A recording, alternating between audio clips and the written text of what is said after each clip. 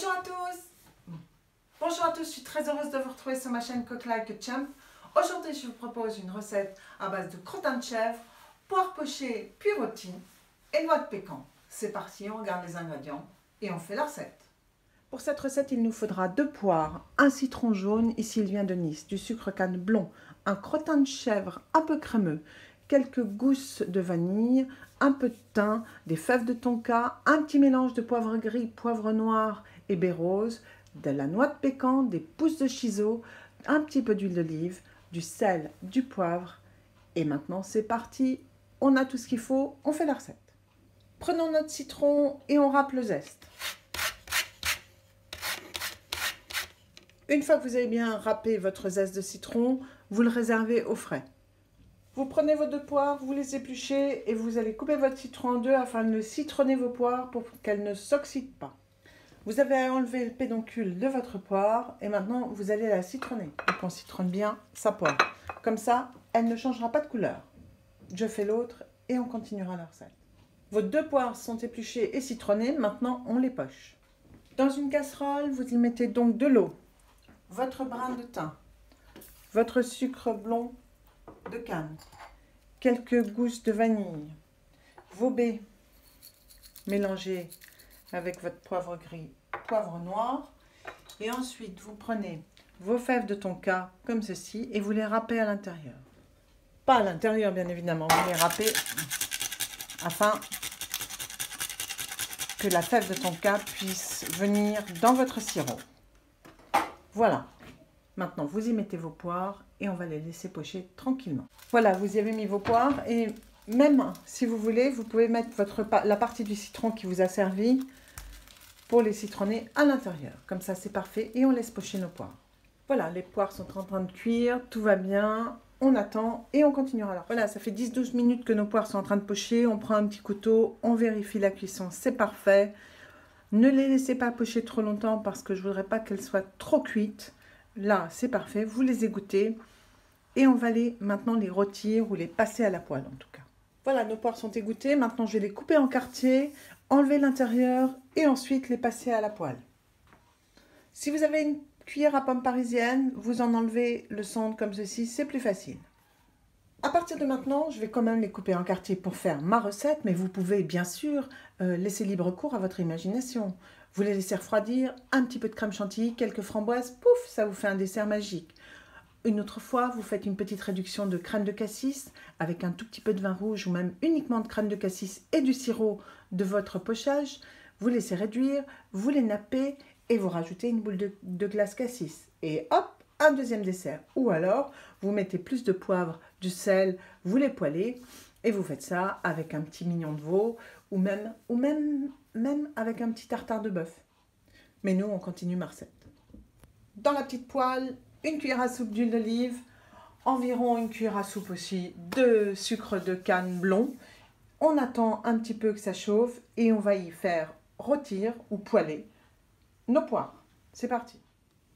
C'est-à-dire qu'au lieu de faire un caramel, soi-disant entre guillemets, avec du sucre de canne et du beurre, on le fait à l'huile d'olive. Pendant que les poires sont en train de poêler, on reprend notre chèvre, on le coupe en légères tranches et ensuite on l'emporte-piècera avec un emporte-pièce rond.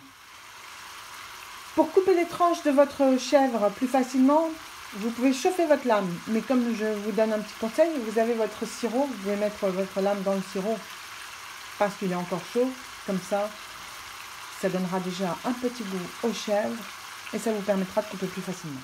Notre chèvre est coupée. Maintenant, vous prenez une emporte-pièce et vous emportez vos 4 tranches de chèvre. Surveillez bien la coloration de vos poires et même vous pouvez y ajouter un petit tour de moulin. Vous prenez vos noix de pécan, vous en laissez quelques-unes entières et une partie, vous la hachez finement.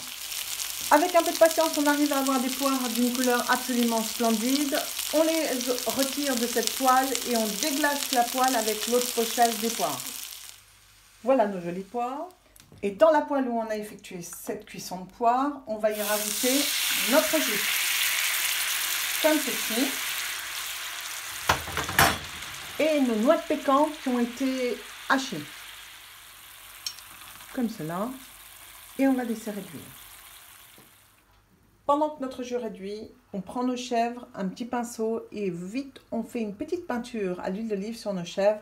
On assaisonne sel de Guérande et poivre du moulin.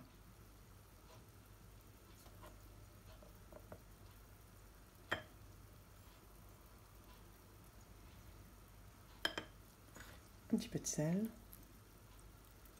et le poivre du moulin.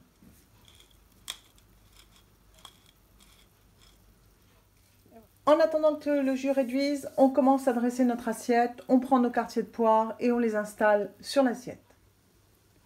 Les poires étant disposées, vous pouvez y mettre maintenant vos tranches de chèvre. Le chèvre étant mis sur votre assiette, installez-y vos noix de pécan. Sur vos poires, vous allez y installer vos zestes de citron que vous avez réservés tout à l'heure. Les zestes de citron jaune sur vos poires apporteront une note très agréable de fraîcheur. Vous allez voir. Le sirop dans lequel vous avez mis vos noix de pécan effilées est bien réduit. Maintenant, on va donc napper notre assiette et on décorera et la recette sera terminée. Donc, on prend nos amandes effilées, notre sirop et on en met comme ceci sur les poires. Un petit peu de sirop, comme cela. Voilà. Pardon, comme cela. Même s'il y a un ou deux grains de poivre ou de baie rose, ce n'est pas grave. C'est parfait. Voilà. Encore un petit peu de jus ici. Je n'ai pas fait de milieu. Voilà. Petite amande effilée ici. Petite amande. Voilà. Et maintenant, on va donc décorer notre assiette avec nos pousses de ciseaux. Vous avez décoré votre assiette et voilà, celle-ci est donc terminée. Et bien voilà, j'espère que cette recette vous aura plu et séduira vos amis si vous la leur faites. N'hésitez pas à me le faire savoir dans vos commentaires, n'hésitez pas non plus à liker ma vidéo et à vous abonner à ma chaîne. Nous on se retrouve très prochainement sur ma chaîne Cook Like a Champ pour une nouvelle recette. Salut à tous!